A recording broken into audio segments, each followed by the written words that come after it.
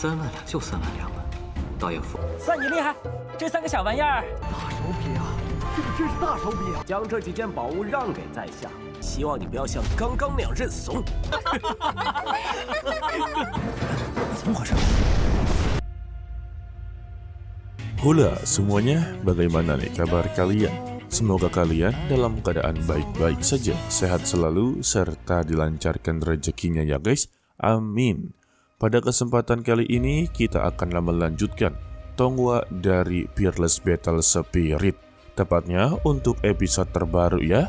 Untuk di part sebelumnya, acara pelelangan, Qinan dan lainnya benar-benar menyamar menjadi Xiaolei, Huang Long, dan juga Chu Yun. Tidak sampai di situ juga, acara pelelangan benar-benar dibuat begitu meriah karena seluruh harta telah diambil alih oleh Qinan. Dan yang terakhir adalah senjata tombak dan mereka pun memperebutkannya sampai di harga 30.000 batu spiritual tingkat rendah. Gila. Kalau begitu langsung saja kita masuk ke dalam ceritanya. Qinan yang menaikkan harga sampai 30 tel perak membuat mereka semua menjadi begitu sangatlah marah. Karena lagi-lagi kamar nomor 6 yang melakukan semua ini. Lalu salah satu dari mereka yaitu Leng Jianxiong, dia langsung mengungkapkan identitasnya dan bertanya kepada kamar nomor 6 apakah dia boleh mengetahui namanya ataupun identitasnya. Dan juga apakah dia bersedia untuk memberikan senjata tersebut kepada dirinya.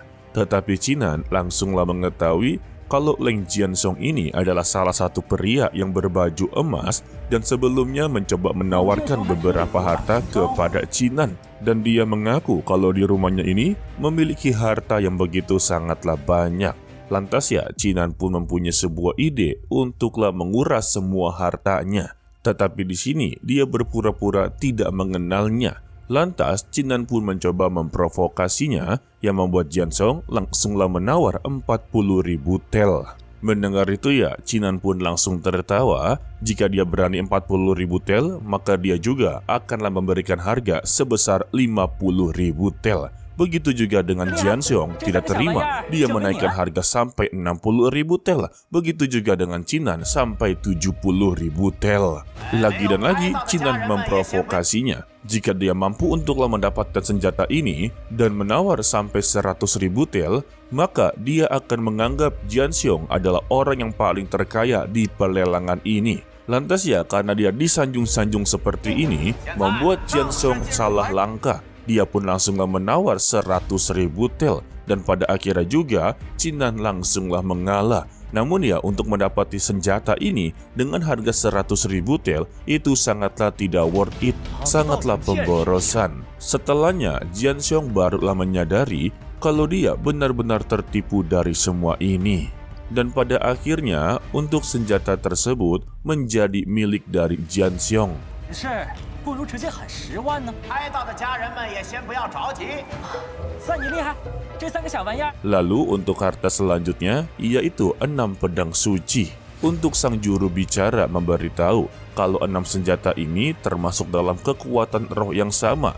Jika pedang tersebut dilatih, maka pedang tersebut akanlah menjadi kuat bersama-sama dan mereka juga dapatlah mampu mengatur formasi pedang kapan saja. Hal ini juga membuat seluruh peserta pelelangan menjadi begitu tertarik karena mereka tidak perlu capek-capek untuklah meningkatkan kekuatan pedang ini secara satu persatu ya, tetapi cukup satu pedang saja yang mereka latih, maka itu juga akan berpengaruh kepada pedang lain dan ini sangatlah jarang mereka lihat. Akan tetapi lagi untuk harga awalannya sebesar 30 tel perak. Setiap harga juga tidak kurang dari 5.000 tel. Jadi ya setiap kenaikan harganya seperti 35.000, 40, 45 begitu ya. Namun untuk para peserta pelelang tidak begitu mempermasalahkannya. Walaupun harganya begitu sangatlah fantastis, tetapi kualitasnya juga begitu tinggi. Sehingga satu persatu dari mereka pun langsunglah menawar harga dari 35.000, 40.000. Tetapi kali ini Qinan tidaklah menggila dalam pelelangan. Dia menawar 45.000 tel. Lalu untuk si pria berbaju biru langsung memberitahu kepada teman-temannya, inilah waktunya dia untuk tampil. Dan dia juga telah diperintahkan oleh sang kaisar untuklah mendapati pedang tersebut. Jadi dia berharap kepada teman-temannya yang berada di sini untuklah membantu dia mendapatkan pedang tersebut. Dan dia langsunglah menawar 60.000 tel. Lantas ya, untuk semua peserta tidaklah berani untuk menawarnya lagi. Bukan karena harganya yang begitu tinggi, melainkan dia ini membawa nama dari Kaisar Pedang Jahat. Sebab untuk Kaisar Pedang Jahat ini memiliki status orang yang begitu sangatlah kejam dan juga ganas. Dan baru-baru ini ada sebuah rumor Kaisar Pedang Jahat telah menghancurkan 2 klan dengan begitu mudah. Untuk Master Liu, dia juga sedikitlah khawatir dan dia mencoba untuk memberitahu kepada atasannya. Akan tetapi secara tiba-tiba, Qinan tidak begitu peduli dan juga tidaklah takut. Dia mempertanyakan apa maksud dari Kaisar Pedang Jahat dan sebenarnya siapa Kaisar Pedang Jahat tersebut dan juga mengapa dia haruslah takut dengan pelelangan seperti ini. Dan Qinan menawar harga sebesar 70.000 tel. Hal ini juga membuat si pria berbaju biru menjadi begitu sangatlah kesal terhadapnya dan meminta kepada Qinan jangan salahkan dirinya jika nanti dia akanlah berhadapan dengan Kaisar Pedang Jahat. Tetapi Qinan membalasnya, jika dia memang tidak mampu untuklah bersaing di sini, lebih baik langsunglah keluar dan tinggalkan tempat ini. Mendengar itu, si baju biru langsunglah tertantang dan dia langsunglah menawar harga 100.000 tel. Dan Qinan pun langsunglah meladeninya, dia menawar 100.000 tel. Begitu juga dengan si pria baju biru tidak mau kalah. Dia menawar harga 200.000 tel, 250, 300, sampai 350 tel. Dan pada akhirnya juga untuk si pria berbaju biru menaruh harga 500.000 tel. Benar-benar digiring oleh Qinan. Sehingga ya untuk Qinan sendiri dia tidak begitu mempermasalahkannya. Lagi pula dia tidak tertarik dengan pedang tersebut. Dia hanyalah mempermainkan mereka semua. Di sini Qinan berkata, jika memang dia sangatlah menginginkannya, maka dia akanlah bermurah hati dan membiarkan harta ke-6 senjata ini menjadi miliknya. Sehingga ya untuk si pria berbaju biru, dia pun mendapatinya walaupun ya harganya benar-benar begitu fantastis ya. Lalu untuk selanjutnya, yaitu harta karun lelang yang disebut sebagai 7 kaisar. Tetapi kita tidak diberitahu bagaimana kelanjutan dari pelelangan tersebut. Dan sesingkatnya, pelelangan benar-benar selesai. Untuk Ling Jixiao, dia kembali bertemu dengan pihak aliansi dagang, yang dimana pihak dari Master Liu telah berhasil untuklah menjual semua barang milik dari Ling Jixiao. Dan inilah waktunya pembagian hasil. Untuk Ling Jixiao, dia mendapati 800.000 tel, serta dipertanyakan kembali apakah dia inginlah menyimpan di serikatnya atau inginlah langsung menarik semuanya. Ling Jixiao menjawab kalau dia inginlah menarik semua hartanya dengan alasan dirinya sama sekali tidak mempercayai mereka untuklah menyimpan hartanya. Karena baginya aliansi perdagangan dari Master Liu itu sangatlah pelit. Setelah mengambil harta miliknya, dia pun langsunglah pergi dari sana. Sementara itu untuk Qinan, Xian Miao dan juga Long Hu, dia kembali ke wujud aslinya. Di sini mereka telah menang banyak.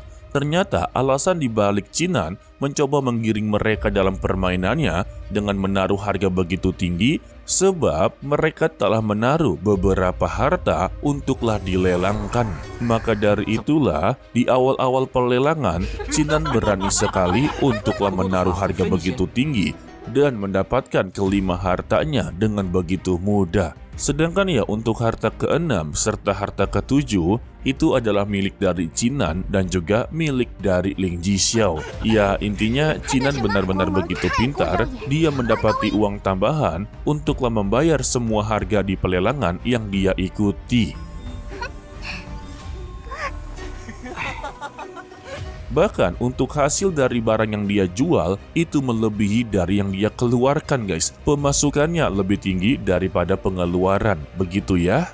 Setelah mendapati kemenangannya, mereka bertiga pun langsunglah tertawa terbahak-bahak. Sebab fakta yang sebenarnya untuk Jiang Bilan, Ling Jixiao dan juga tetuanya itu adalah penyamaran dari Qinan, Xian Miao dan juga Long Hu. Dari sini sudah paham lah ya, serta senjata-senjata yang diberikan oleh Ling Jixiao sebetulnya itu adalah milik dari Qinan yang sedanglah menyamar. Dan beruntungnya rencana mereka ini sama sekali tidaklah diketahui. Setelah mereka tertawa terbahak-bahak dan juga menang banyak, Xian Miao langsung meminta kepada Qinan untuk melakukan rencana selanjutnya, yang dimana semua senjata milik dari Qinan ini telah dimasukkan sebuah formasi, dan hanya dengan menggunakan mata dewanya, seluruh senjata yang telah mereka ambil atau didapati itu langsunglah meledak dan juga hancur, yang membuat Jian Xiong dan pria berbaju biru